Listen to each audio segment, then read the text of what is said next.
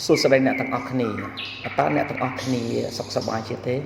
ថ្ងៃនេះ Channel ដងស៊ីអូននឹងលើកយកការសន្ទនាមួយដើម្បីបកប្រែឲ្យអ្នកទាំងអស់គ្នា Shopping ការទិញអីវ៉ាន់ Do you like shopping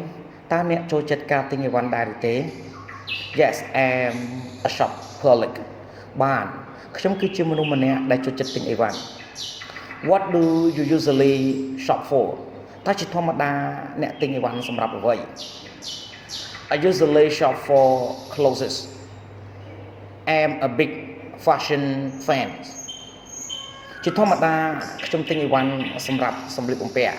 ខ្ញុំគឺជាអ្នកគាំទ្រដ៏ខ្លាំងក្លាសម្រាប់ម៉ូដសម្លៀកបំពាក់ Where do you go shopping តើអ្នកទៅទិញអីវ៉ាន់នៅឯណា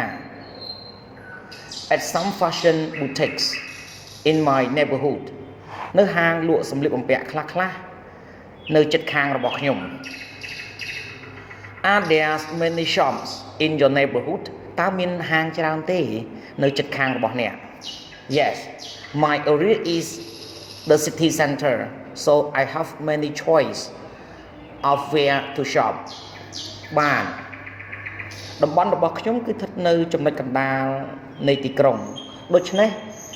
ខ្ញុំមានជម្រើសជាច្រើននៃកន្លែងដែលត្រូវទិញអីវ៉ាន់Do you spend much money on shopping តើអ្នកចំណាយលុយច្រើនទេសម្រាប់ការទិញអីវ៉ាន់ Yes and I'm usually broke at the end of the month បាទពិតមែនហើយជាធម្មតាខ្ញុំអស់លុយនៅចុងខែ Do you usually shop online what items តើជាធម្មតាអ្នកទិញអីវ៉ាន់តាមអនឡាញទេតើអ្នកទិញអ្វី Yes but not really often I only buy furniture online បាទប៉ុន្តែមិនសូវជាញឹកញាប់នោះទេខ្ញុំគ្រាន់តែទិញគ្រឿងសង្ហារិមតាមអនឡាញប៉ុណ្ណោះ What's the difference between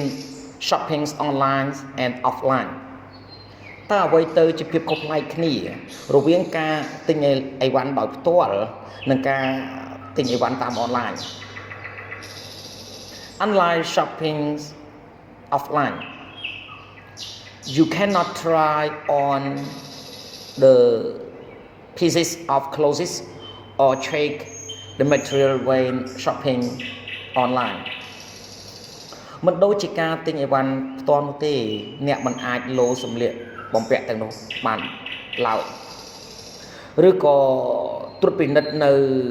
សម្ភារៈនៅពេលដែលអ្នកទិញអីវ៉ាន់តាមអនឡាញ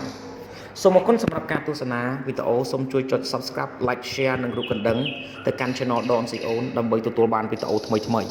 សូមអរគុណ